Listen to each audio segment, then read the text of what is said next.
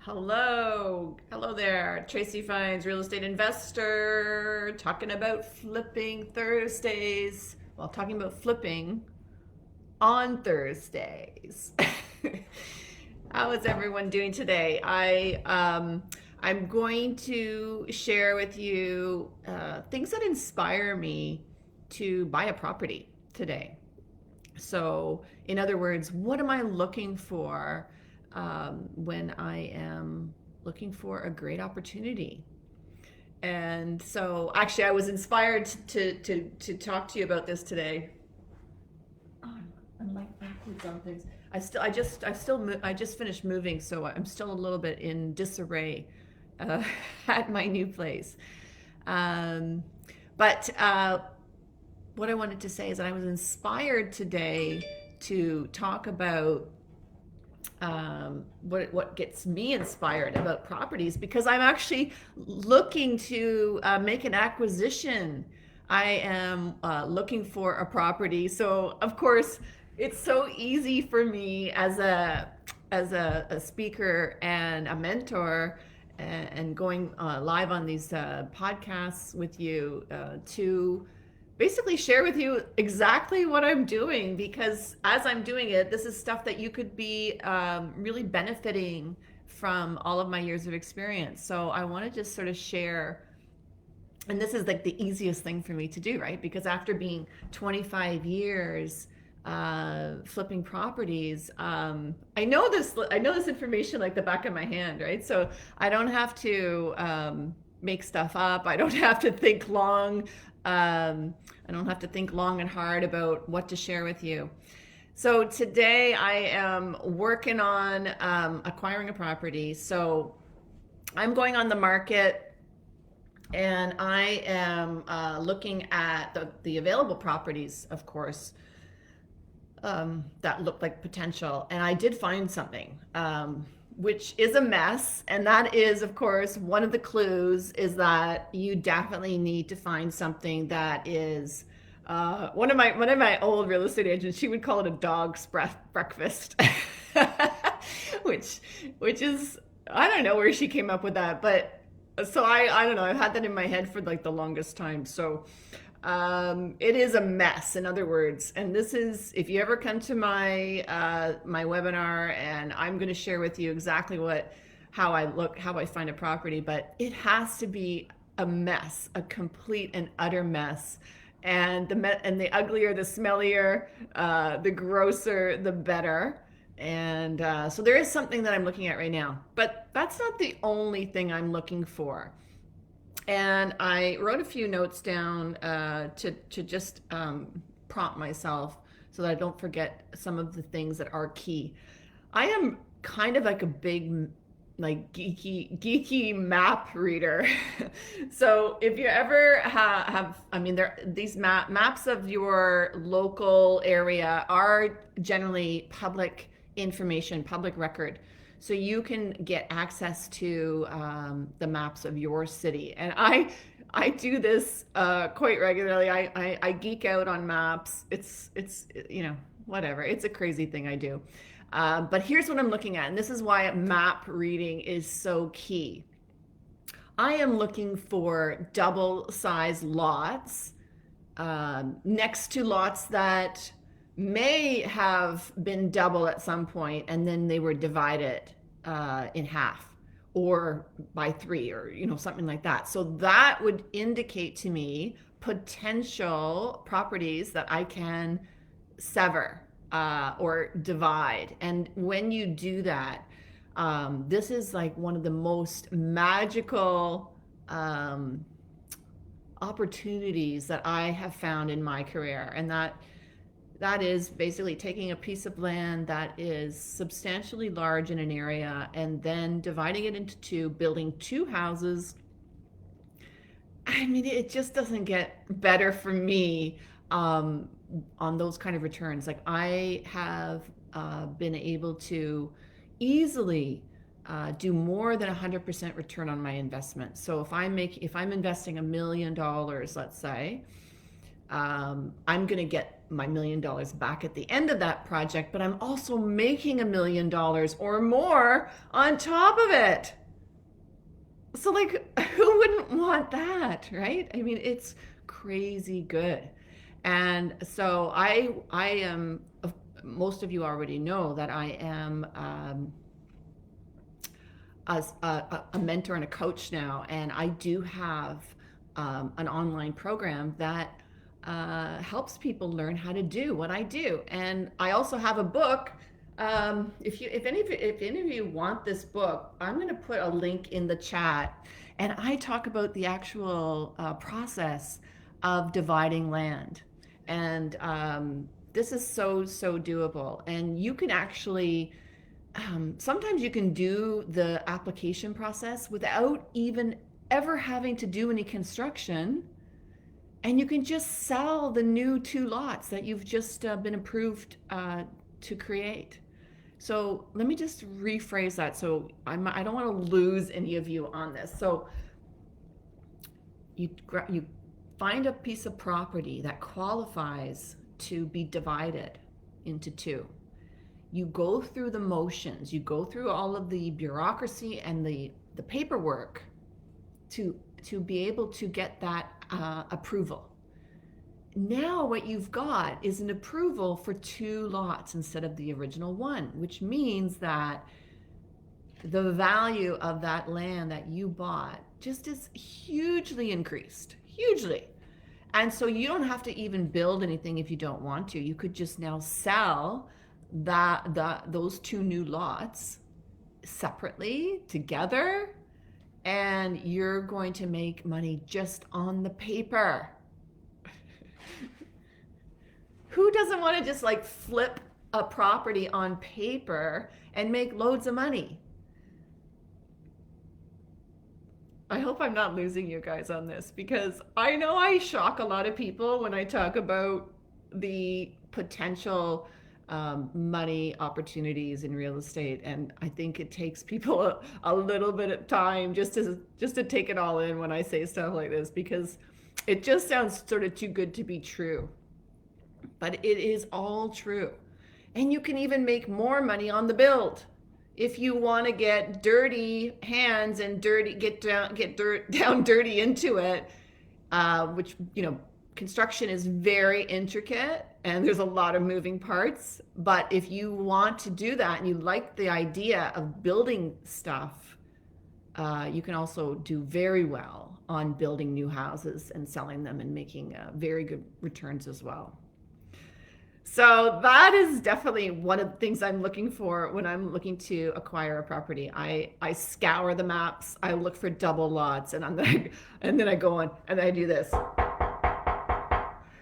I knock on those doors, and you kind of just sort of get over yourself when you want to be doing what I do. You just got to get over yourself, get over the fear of rejection. Who gives a crap, right? Who gives a crap if someone says to you, go away or get off my property, you're a trespasser? I mean, that's never happened to me, by the way. But I think this is just the fear that some people have, is that they're going to be accosted somehow if they go and knock on someone's door and ask to buy their house. But listen, I have done this before, and this is how I have made millions of dollars. So it's, get over yourself. It depends, it just depends. How much do you want $1 million? Like, you want that $1 million? Then you got to get over yourself. Okay, so double lots, top of my list. The next thing I have written down here are through lots. Okay, this is also a beautiful thing. And a through lot is when there's a street on 2 sides of the, like on the front, let's say where the curb is, that's one street. That's where the address is, typically is on that street. But a lot of properties also have a street at the back of their lot. Well, not a lot of properties, but a lot do. And I just think it's funny that there's a lot in a lot. Oh God, I just cracked myself up. Sorry, guys. Listen, so means there's a lot bordering a property on the front and the back of it. This gives you amazing access opportunities. I am not an advocate for driveways on the front of lots with cars all parked in front of the house. Like, I just think it takes away from the beauty of the street. It takes away from the beauty of the home, and you just have a mess of cars all over the place, and especially in congested urban centers. So I love the idea that you can have a street going on the back side of your lot, which means that you can have a garage off of the back of your lot, which means that you never see your cars. They're tucked away, neat and tidy, allowing the curb to have the curb appeal that you want, because curb appeal brings you dollars. Okay, it adds value when you have great curb appeal. So when you get rid of all the cars all over the place, causing congestion and blocking the energy flow of your beautiful tree-lined street, it's just going to improve the value of your property. Okay, so I hope you get that. So I love through lots. Gives you a lot more options to get rid of that unsightly ugliness of cars. And I love cars. I am a curator of cars, but I don't want to see a bunch of minivans. Sorry, I'm not a minivan person. Sorry, but minivans and SUVs cluttering up my beautiful tree-lined street. So get them out of there and put them in the back. That's why through lots are king in my book. Okay, corner lots. I love corner lots, and a lot of people don't like corner lots, but I'll tell you something. The reasons why I love corner lots, I have like less neighbors. Okay, on a corner lot, I only have generally 2 neighbors. On an inside lot, like an inside lot, I'll have like neighbors on both sides and behind usually.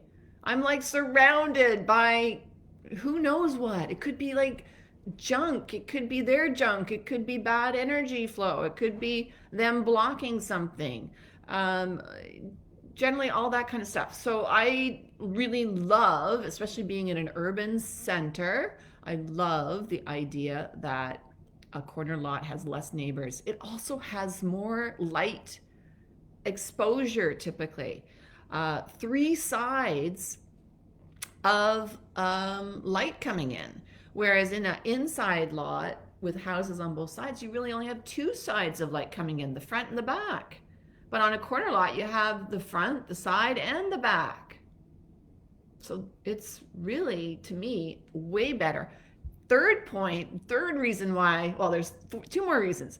Another reason why I love a corner lot is because you have 2 sides that are exposed to the street, which means you can actually enhance your property with more curb appeal than an inside lot. It's a great opportunity to attract more buyers. More beauty, more curb appeal equals more potential buyers that will fall in love with your property. And the 4th reason why I love, well, actually I have another reason. I have 5. I have so many. Another reason why I love corner properties is because, again, I can get rid of the ugly, unsightly car parking situation, and I can tuck that away on the short side of the lot. The long side of the lot can have all the beauty curb appeal that I want. The short side of the lot can have the ugly car park. And also, like, if it was me building a new house, I would tuck a garage right into that house, preferably in the basement level, off that short side of the lot.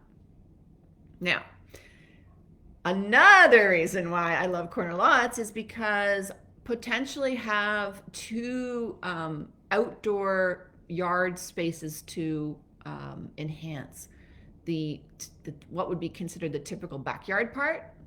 But then the front yard part is really more of a side yard part, because usually the front door is on the long side of these houses, which means that the front part of the lot would be more of a side lot, which means I would probably hedge it in, fence it in, make it really private, and have another outdoor space there that I can utilize.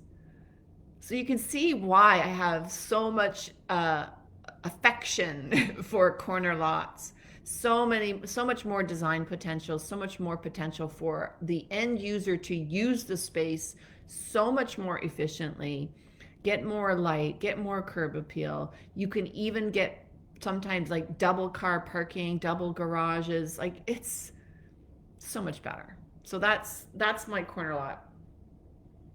Then I actually have written down here, of course, wide lots.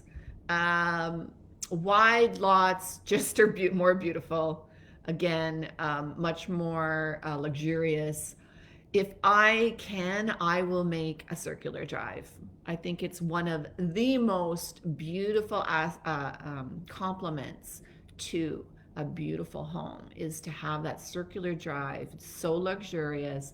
That's the kind of house that you know have my Porsche parked in front of the front door. You know, this is very, very luxury for me. So I love, love, love, love that as well. Um, and okay, this is actually the funny. So this is the last point I'll have for what I'm looking for. Properties that have the least taxable potential. So you've got to know the tax structure in your area. And for me, the taxes are key on which properties I am going for and what I'm going to actually do to the property. So I do speak a lot about your dream team and who is in your circle, who's in your dream team to support you in your investing career. And tax accountant is right up there, very high on my list. So when I am looking at a property, now I pretty much know now what I can do with the taxes. But for many, many years, I had my tax accountant on speed dial, and I would just like call him up. Hey, David, guess what? I want to look at this property, and how can I take it? How can I take this property? How can I fix it up and get the best tax structure possible? And so you've got to know your taxes in your area, whether you're building a new house, whether you're doing a renovation. If you have a full-time job and you're doing this as a side hustle, which is how I began, you may have a different tax structure because you already have a full-time job. So there's many, many aspects to this. So please always have a interview, have a chat with your tax accountant, please, and get familiar with the tax structure in your area so you can benefit from paying the least amount of tax, making the most amount of money, and living a flipping great life. Oh my God, I'm so crazy today. Thank you guys for being here. I am Tracey Fines, your flipping queen, and I am excited to make this next acquisition. I will keep you up to date, informed on Flipping Thursdays. I'll let you know what where I am in my progress towards my next acquisition. And on Mondays, you know, I am here to help you with your mindset on Mondays. And for Mondays and Thursdays, look forward to seeing you next week. And by the way, I'm coming to you via Punta Cana next week. I am going remote tropics to serve you better and to serve myself better. So I will be working remotely next week. I'm really excited to experiment with the whole online world, working wherever I want to in the world. And this is my first stop on the remote working world. So I will see you next week in a bikini.